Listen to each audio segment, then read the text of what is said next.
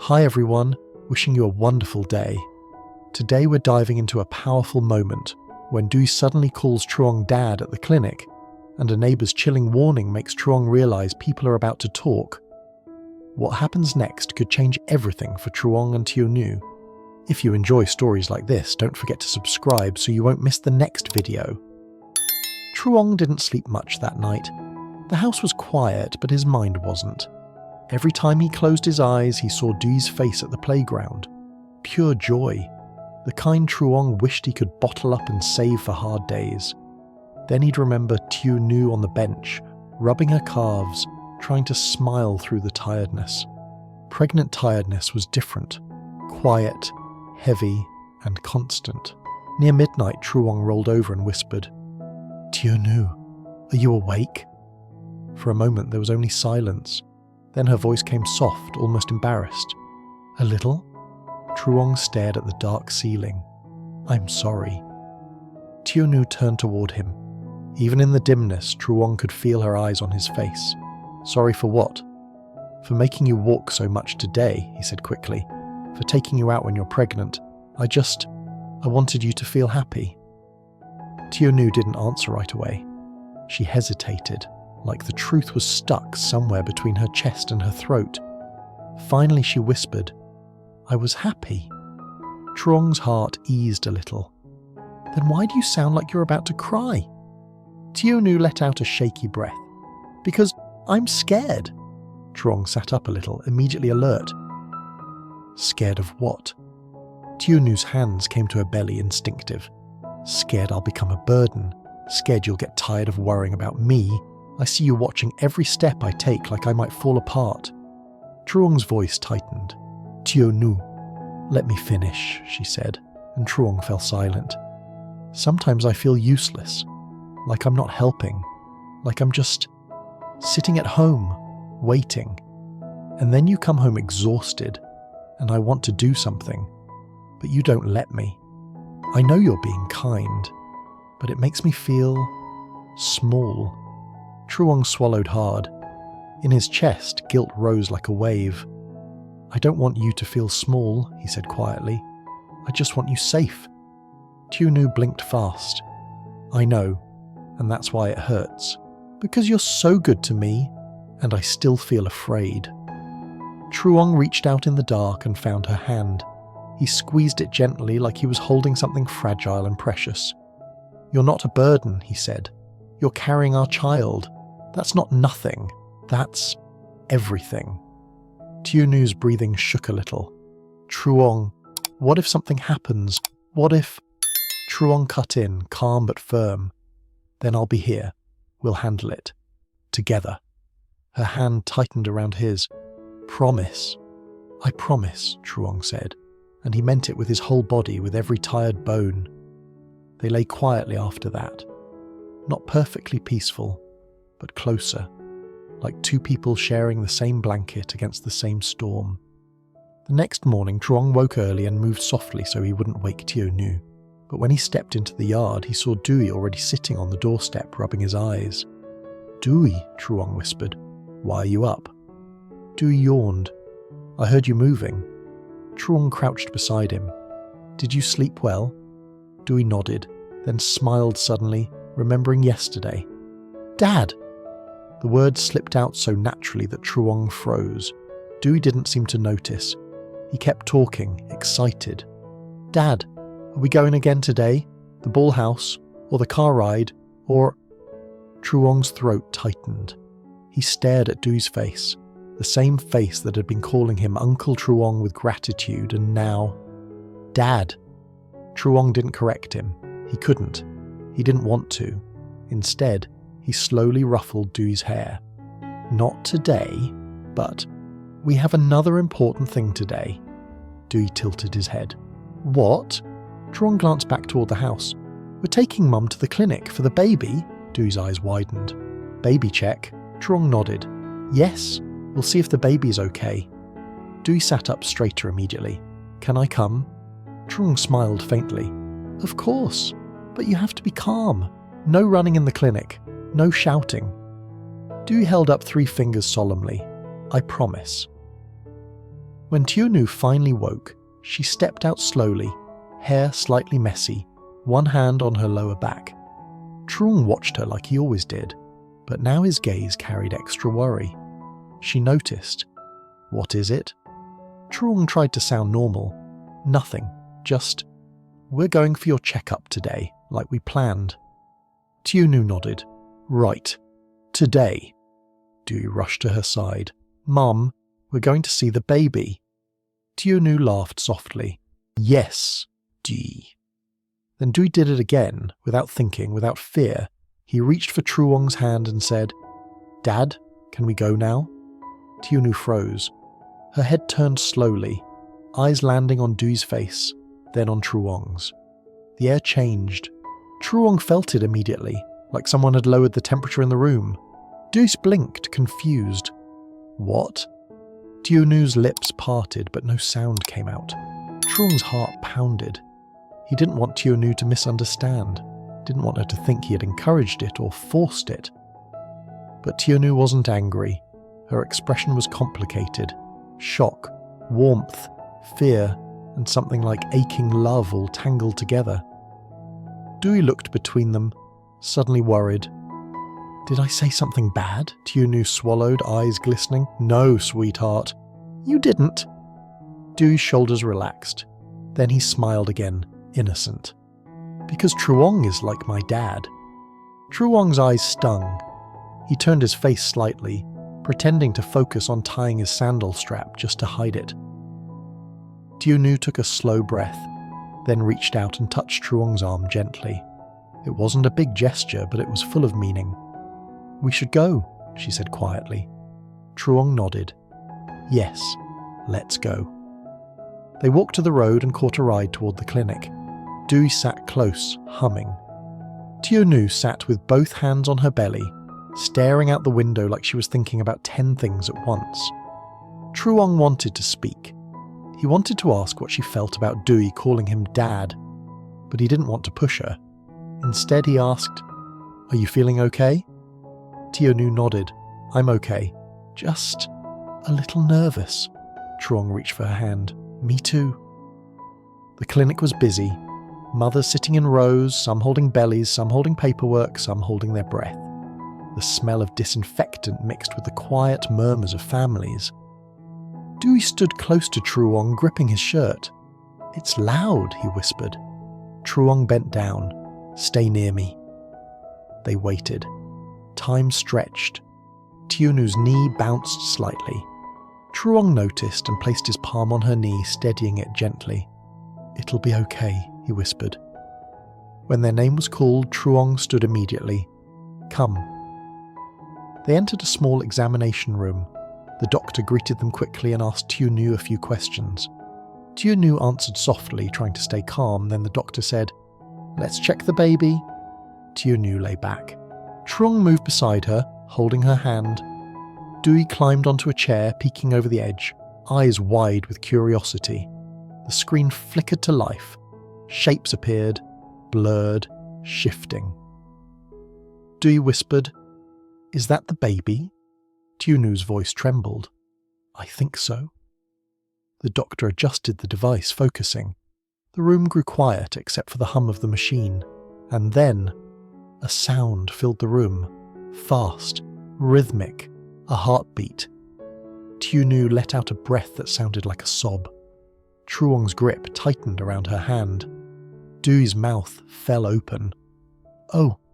Truong felt his eyes burn. His chest rose and fell like he'd been holding his breath for weeks without realizing it. The doctor smiled lightly. "Heartbeat is present." Tieu's eyes filled completely. "Thank you," Truong whispered. "Thank you." But then the doctor's expression shifted. Not to panic, not to fear, but to focus. The kind of focus that makes your stomach drop. The doctor stared at the screen a moment longer and said carefully, "However, I want to take a closer look at something." Truong's heart stopped. Tieu's breath caught. Dewey, sensing the change, gripped Truong's shirt tighter and whispered, "Dad!" Dewey's small voice trembled. "Dad!" Truong swallowed hard and forced himself to stay calm. He leaned down just a little so Dewey could see his face. "It's okay," Truong whispered, even though his own heart was pounding so loudly he felt it in his throat. "Stand here with me." Tieunu's fingers tightened around Truong's hand. Her eyes stayed locked on the screen, but you could see fear creeping in. Quiet, heavy fear. The doctor adjusted the device again, moving slowly, carefully, eyes focused. Truong tried to read the doctor's expression the way people do when they're desperate, searching for any sign that says good or bad. But the doctor's face stayed professional, neutral. A few seconds passed, then another. The room felt too small. Finally, the doctor spoke. "Don't panic," she said gently, like she'd said it 1,000 times. "The heartbeat is strong, the baby looks active, that part is good." Tieu released a shaky breath, half relief, half still terrified. Truong asked, voice tight, "Then, what is it?" The doctor pointed at the screen. "It's the placenta position. It's sitting a bit low right now." Tieu blinked. "Low? Is that dangerous?" The doctor shook her head. "Not necessarily. At this stage it can still move upward as the uterus grows, but it means you need to be careful. No heavy lifting, no long walks, avoid stress. And if you feel pain or bleeding, you come in immediately." Tieunu's face went pale, but she nodded quickly. Okay. Truong's jaw clenched as if he was angry at the world for even putting them in this situation. "And," the doctor added, glancing at the notes, "your blood pressure is a bit low. Are you eating well? Resting?" Tieu hesitated. "I try." Truong's eyes flicked toward her. "Try." He heard that word like a confession. The doctor continued, "I'll prescribe vitamins and iron. It's common in pregnancy, but you need to be more consistent. Your body is working hard." Then she looked at Truong not unkindly. "And family support matters. Make sure she rests." Truong nodded immediately. "Yes, I will." Dewey, who had been holding his breath through all of this, finally asked in a tiny voice, "Is baby okay?" The doctor smiled at him. "Baby is okay. Baby is strong." Dewey's face lit up like someone turned the lights back on. "Strong baby." Tieu let out a laugh that turned into a teary breath. Truong squeezed her hand again. The doctor printed out a small ultrasound photo and handed it to them. "Here, take this." Dee grabbed it carefully with 2 hands like it was treasure. He stared at the blurry image, then held it up toward Truong. "Dad, look," he whispered, awed. "That's our baby." The word hit Truong again. Dad. This time Truong didn't freeze. He didn't panic. He just looked at the photo and nodded slowly. "Yes," Truong said softly. "That's our baby." Tieu turned her head toward him. Her eyes were wet, but there was something else in them now too. Something warmer, calmer, and still uncertain, like she was standing at the edge of a new kind of life. They left the examination room and walked back into the waiting area. The clinic noise returned. Voices, footsteps, mothers murmuring, papers shuffling. But Truong felt like he was underwater, hearing everything from far away. Outside, the sun had shifted, the light softer than earlier. Truong guided Tieu to a bench near the entrance. "Sit," he said immediately. Tieu tried to protest. "Truong, I'm fine." "No," he cut in, gentle but firm. "You sit." She sat. Truong crouched in front of her, checking her face like he was looking for cracks. "You're dizzy?" he asked. Tieu shook her head. "Just scared." Truong exhaled, the air shaking slightly. "Me too." Dee stood beside them, still clutching the ultrasound photo. He looked from Tieu to Truong, sensing the heaviness. "Mum," he said carefully. "Baby strong, doctor said." Tieu smiled at him, teary. "Yes, baby is strong." Dewey nodded as if that solved everything in the universe. Then he reached up and placed the photo against Tieu belly like he was showing the baby its own picture. "Baby," he whispered. You have to come out healthy, okay? Tieu laughed, wiping her cheek. Okay. Truong stood up and looked around. We'll go home now. On the way out, Truong stopped by the pharmacy window to get the vitamins and iron. He held the small bag like it was something sacred, something he couldn't afford to mess up. When they got outside, the street felt louder than before. Motorbikes passing, vendors shouting. Truong positioned himself slightly between Tieu and the road without even thinking. Tieu noticed. You don't have to guard me like I'm glass, she said quietly. Truong's voice came out rough. But you are important? Tieu looked down at her hands. Truong, I didn't tell you everything. Truong turned to face her fully. Tell me. Tieu hesitated, then spoke like she couldn't stop it anymore. Last night, when I said I'm scared, I meant it. I'm scared you'll get tired. Scared you'll regret this. Regret me. Regret the baby. Truong's eyes widened. Tieu, why would I regret? Because it's hard, she said, tears building again. We're not rich. You work so much. I see the lines on your face. I see you counting money quietly when you think I'm asleep. And now the doctor says the placenta is low, my blood pressure is low. I feel like I'm just making your life heavier. Truong's throat tightened painfully. He stepped closer, lowering his voice so people passing wouldn't hear. Listen to me. Tieu's eyes met his. I count money, Truong admitted. Yes, I worry. Yes, I'm tired. Tieu flinched like the truth hurt, but Truong kept going. But I don't regret you. Not for 1 second. Not you. Not Dewey. Not this baby. His voice shook, but he didn't stop. If my life is heavy, it's because I'm carrying something worth carrying. Tieu covered her mouth, tears spilling. Truong reached up and gently pulled her hand down. Don't hide your face from me, he said. I need you to look at me and believe me.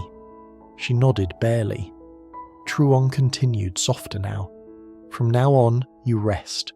No more just vegetables. No more walking alone. If you need something, you tell me. If you feel pain, you tell me. If you feel scared, you tell me. Tieu whispered, What if you get angry? Truong shook his head. I'd rather be angry than lose you. Dewey tugged Truong's shirt, suddenly eyes wide. Dad, Mum crying. Truong crouched and wiped Tieu's tears gently with his thumb, then looked at Dewey. Mum is okay, Truong said. Sometimes adults cry when they're relieved. Dewey blinked, then nodded like that made sense. Okay? Then he reached up, awkwardly, and patted Tieu's arm like he'd seen Truong do. Mum, Dewey said, serious. I will help. I will study. I will not make trouble. Tieu laughed through tears. You don't have to be perfect, Dewey. Dewey frowned. But I want baby to come, and I want you happy. Truong's chest tightened again, but this time it wasn't fear. It was love, strong enough to hurt. They caught a ride home. Tieu leaned back carefully, and Truong held her hand the whole way. Dewey sat on the other side, holding the ultrasound photo like a precious mission. When they reached the house, Truong didn't let Tieu go to the kitchen. You go lie down, he ordered gently. Tieu tried to argue, but Truong gave her a look, one that said this wasn't up for discussion. She finally nodded. Okay. Dewey followed her into the room like a tiny guard. Mum, he whispered, I will watch you. Tieu smiled. Then who will watch baby? Dewey looked at her belly like he was speaking to a tiny person inside. I watch baby too. Truong stood at the doorway for a moment, watching them. Tieu lying down, Dewey sitting beside her like a little protector. The scene looked peaceful, but Truong knew how fragile peace could be. He turned away and went to the kitchen to boil water for her vitamins. But before he could pour the water, he heard a voice outside the gate. A neighbour. You're home early today, the woman called, curious. Truong stepped out, polite. Yes, we went to the clinic. The neighbour's eyes flicked past him toward the room. Your son is calling you Dad now, huh? Truong's body went still. The neighbour smiled, but it wasn't fully warm. It was the kind of smile that carried questions. People are going to talk, she added lightly, as if it was nothing. Inside the room, Truong heard Dui's voice again, bright, innocent. "Dad, can you bring Mum water?" Truong stared at the neighbour, feeling the old life. Gossip, judgment, pressure, trying to creep back in. And he realised the next battle wouldn't be in a clinic. It would be outside his own door. After a joyful family outing, Truong and Tieu face a more serious day. A prenatal checkup. On the way, Dui innocently calls Truong Dad, leaving Tieu stunned with mixed emotions, warmth, fear and hope.